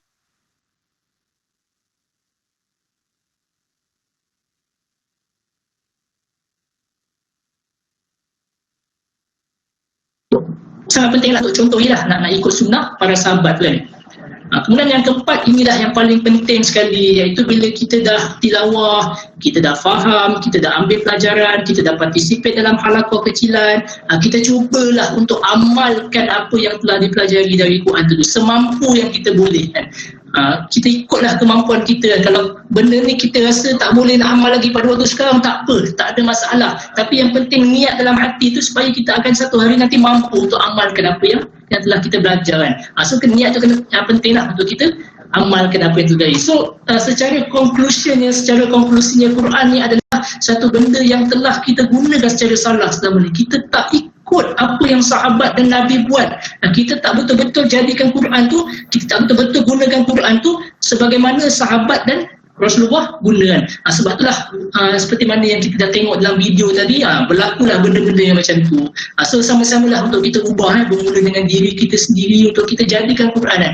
Saya memetik kata-kata seorang syekh ni, dia kata tak ada satu masalah pun yang tak boleh selesai dalam Quran. Semua masalah dalam dunia ni ada satu ayat Quran yang boleh selesaikan. Tak percaya? Kita buat soalan cepu cemas. Boleh ke MC? Boleh, insyaAllah. Boleh Ni nak uji korang So kita sekarang ni percaya tak ada satu masalah pun yang tak boleh selesaikan, tak boleh diselesaikan oleh Quran. Tapi sekarang ni saya nak bagi kamu seorang, saya nak bagi korang semua ni satu masalah. Saya nak korang gunakan Quran nak selesaikan masalah ni. Masalah ni mudah je. Manakah ayat Quran yang mengajar kita cara masak nasi goreng kampung? Teng. Siapa boleh on mic Okey, boleh bagikan komen ke? Ni sekarang ni korang percaya tak ayat Quran boleh selesaikan semua masalah? Kalau percaya, jawablah soalan saya ni. Ayat Quran yang mana yang ajar kita cara masak nasi goreng kampung? Wih, sedap pula nasi goreng kampung ni. Sayang nak PKP kedai makan tutup pukul 10 malam. Sabar sesiapa yang tengah kelaparan sekarang. Nasi goreng kampung pun senang nak masak. Assalamualaikum. MC boleh tolong bacakan jawapan tak? Saya tak boleh nak baca chat sebab PowerPoint ni dah menutupi skrin. Ni ada Saya tak tahu nak jawab. Dia mula tidur insyaAllah. Apa? Muhammad Arif Akmal. Okey, nak menjawab ke? Bila saya Okey, sila insyaAllah. dalam Al-Quran tak ada ayat yang ajar kita cara masak nasi goreng kampung. Namun Al-Quran ada suruh kita bertanya kepada orang yang tahu cara masak nasi goreng kampung. Okey, masya-Allah. Ayat Quran yang mana tu? Bismillahirrahmanirrahim. Fas'alu ahla zikri in kuntum la ta'lamun. Betul ke? Betul, masya-Allah. Siapa nama ni? Nama saya Harif. Arif, Masya Allah, tanya Arif, betul soalan tu. Memanglah tak ada ayat Quran yang secara spesifik ajar kita cara masak nasi goreng kampung. Tapi prinsip yang Al-Quran ajar adalah kita ni bertanya kepada orang yang tahu. Dia ada 2 ayat lah dalam Quran, iaitu satu ayat ayat ke-43 surah An-Nahlu. Yang kedua ayat yang ke-7 surah Al-Anbiya. Boleh catat Jadi kita boleh buka lepas habis sesi ni. So ada satu potongan lah daripada ayat tu yang berbunyi fas'alu ahli zik in kuntum la ta'lamun. Maka bertanyalah kamu kepada orang yang mengetahui sekiranya kamu tidak mengetahui. So kalau nak kata mana ayat Quran yang mengajar kita cara masak nasi goreng kampung, ayat tu lah. Kalau nak tahu cara masak nasi goreng kampung, tanyalah orang yang tahu. Macam tu lah. Tu nak membuktikan yang semua tak ada satu masalah pun yang tak boleh selesai. Semuanya, setiap masalah tu dia ada ayat Quran yang boleh selesaikannya. Nak menunjukkan mukjizat Quran ni, satu kebenaran Al-Quran ni yang sentiasa relevan daripada zaman Nabi sehinggalah ke zaman kita pada hari ini kan. So dengan itu kepada yang jawab betul tadi boleh PM MC untuk kita tutup hadiah insya-Allah. Boleh PM MC, nanti akan ada hadiah special insya-Allah.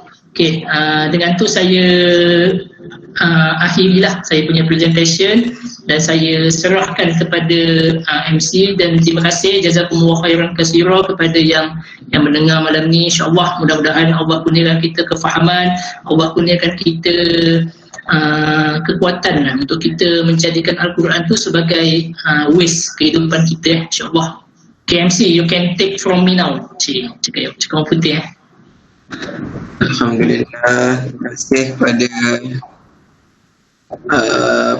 speaker kita malam ni. Ulasan yang panjang lebar mengenai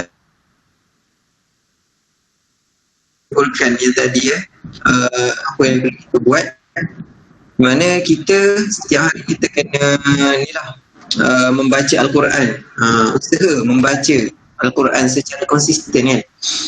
Di mana bila kita perlu melapangkan masa kita untuk baca Al-Quran ni sebenarnya, bukan tunggu waktu lapang baru nak baca. Dan step kedua tadi yang speaker cakap adalah untuk memahami maksud kan. Bila kita memahami maksud dan cuba mengambil pengajaran, mencuba mentadabbur ayat-ayat Al-Quran tu, kita akan dapat relate lah dengan situasi kehidupan kita sekarang ni. And yang ketiga, menghadiri halaqah kecil. Jadi bila kita menghadiri halaqah kecil tu, kita akan itulah masa yang kita lapangkan untuk membaca Al-Quran, itulah masa yang kita lapangkan untuk mentadabbur ayat-ayat Al-Quran.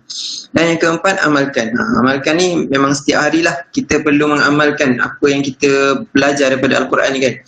Jadi alhamdulillah penjelasan yang sangat-sangat jelas lah daripada speaker kita, Muhammad Syafiq Abu Bakar, yang diimport jauh dari Singapura ni. Jadi insyaAllah kita akan buka kepada persoalan. Mungkin ada persoalan yang mungkin berlega-lega di kepala yang nak ditanya. Silakan. Boleh type di ruangan komen ataupun buka mic terus tanya direct. Boleh tanya, insyaAllah. MC kita akan menjawab semua persoalan.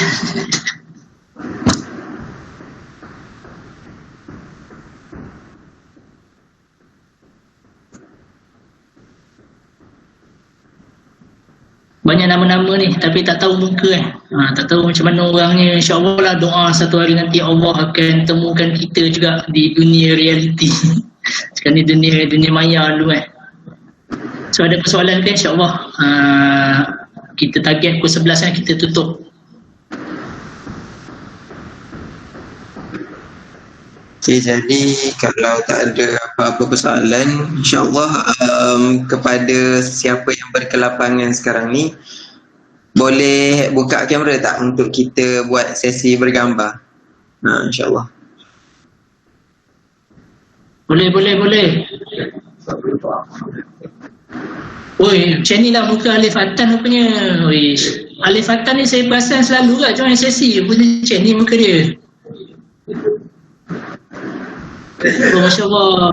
Muhammad Al-Amin pun macam ni punya muka dia. Selalu juga join Quran Circle Al-Amin ni. InsyaAllah semoga istiqamah. Muhammad Luqman Wafi pun sama juga. Selalu nama yang famous lah nampak kat sesi Quran Circle. InsyaAllah. Okey, ada lagi ke yang lain ni? Ada lagi ke yang nak buka kamera?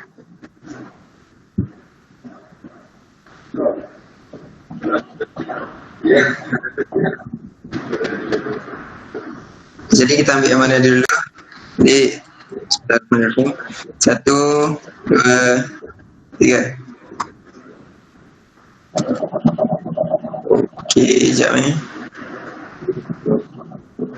Mak laptop lag. Aduh, tukar laptop lah. Beli baru. Ini sekejap ni. Allahu Akbar. Okey, sekali lagi. 1, 2, 3.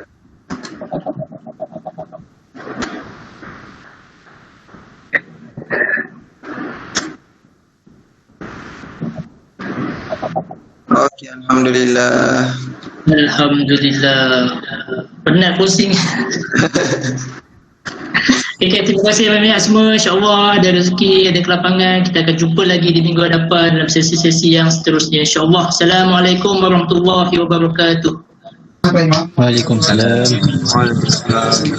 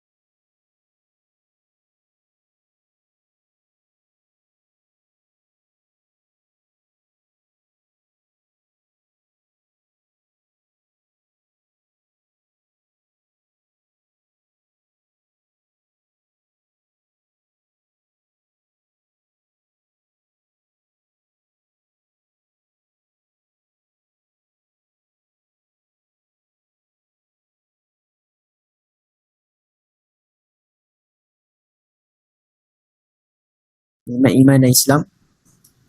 Semoga kita terus mujahadah dalam memelihara nikmat iman ini, yang mungkin anytime je Allah boleh tarik balik daripada kita.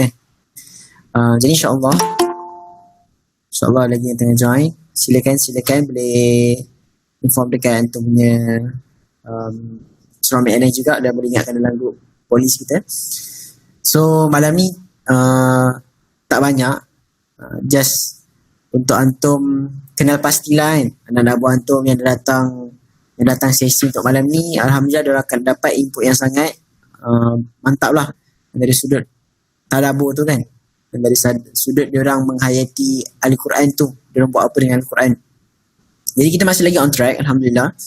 Cumanya ada benda ekstra lah yang kena buat kan, based on kita punya sesi daurah yang lepas pun kita dah tahu akhirnya dakwah ni memang kita cuba sedaya upaya buat secara online, tapi tak lama lagi kita akan berdarat. Student first year akan ada yang berdarat, dan ada pun yang dah berdarat pun kan. Ada yang anak buah ni Afiq dengan Syazni kan, dah ada yang berdarat dah pun. Dan anak tak pelik kalau ada lagi anak buah antum yang mungkin akan berdarat juga.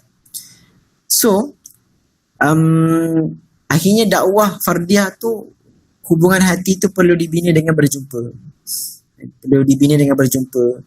Dan kita tak tahu kan kapasiti kita sejauh mana kita boleh jumpa. Takkan nak round satu Malaysia pun ada tak boleh nak retas negeri, betul tak? Tapi apa yang kita boleh buat setakat tu yang kita boleh jawab depan Allah, kita cuba sedaya upaya yang kita boleh jawab depan Allah. Dan salah satunya adalah kita berjumpa dengan mereka yang berada di Johor dan lingkungan Johor. Sejauh mana pun Johor ni, anak rasa kita dah sampai dah kot sampai tak pernah sampai lagi, mungkin kena try lah sampaikan kan seluruh Johor ni kan. Rupanya Johor ni tak adalah sama mana, salah juga kan, tapi nak kata boleh lah kita sampai. Jadi first and foremost nak tanya dekat antum setiap seorang lah, nama yang based on list yang kita buat dalam grup polis tu, ada lagi tak yang tak tulis lagi? Anak buah dia yang duduk dekat Johor. Semua dah confirm dah, kira anak nak close ni lah. Close. Ingat tutup undi kan? Close order kan? Usrah, Hadi dengan Alif macam mana? Dah habis? Tak tulis lagi? Okay, boleh tulis sekarang sambil-sambil. Alright, jazakallah. Usrah Ijat dengan Wan. Tak ada Johor. Dia ada matrik. Okay, ada satu option lah matrik kan, KMJ. Usrah Afzal dengan Razi. Dah tulis semua ke? Kira dah siap. Kalau besok anak tengok dah tulis semua dah lah, sebab nak buat anak kan. Faris dengan Adlan macam mana? Kami dah tulis semua dah ke? Rasanya dah. Faris dah, okay, Alhamdulillah. Untuk Afiq dengan Syaz,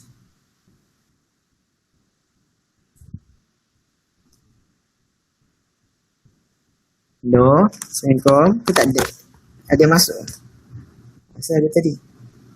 Afiq ada. Macam mana Afiq? Anak buah yang dalam UTM tu je lah, yang hantar tulis tu. Kan lagi? Yang duduk area Johor. Betul, okay. So anak anggap kita dah close order. Dah close order maksudnya semua yang ni lah, yang dah join lah kan, semua yang hantu dah tulis. Alright. So the next step adalah macam mana kita nak plan perjalanan kita ni, apa kita nak buat.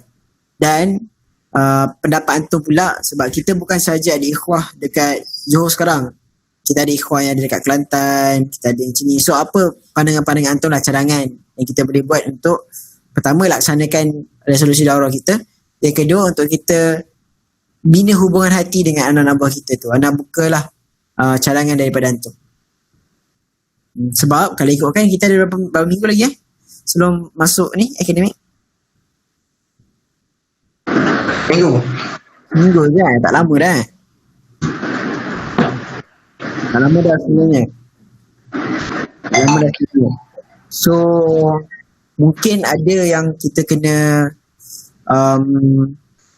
bagi antum dulu lah, macam mana sebenarnya strategi yang okey. Adakah kita jumpa dengan yang jauh dulu ke, yang dekat dulu ke, nak kumpul jumpa seorang-seorang ke, ataupun just jumpa depan rumah ke. Apa contoh-contoh strategi yang mungkin antum boleh kongsikan kat ni? Bismillah. Boleh kongsikan.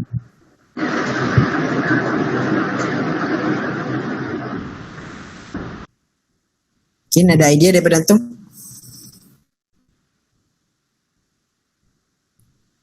Macam mana? Ayuh kita berfikir sejenak.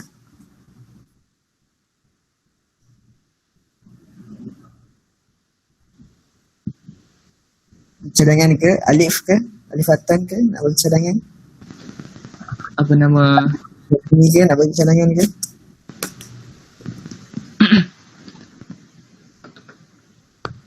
Apa?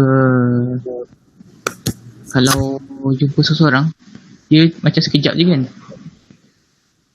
Betul. Kalau jumpa seseorang, dia sekejap je. Maksudnya, kita jumpa, kalau lah kat depan rumah lah kan.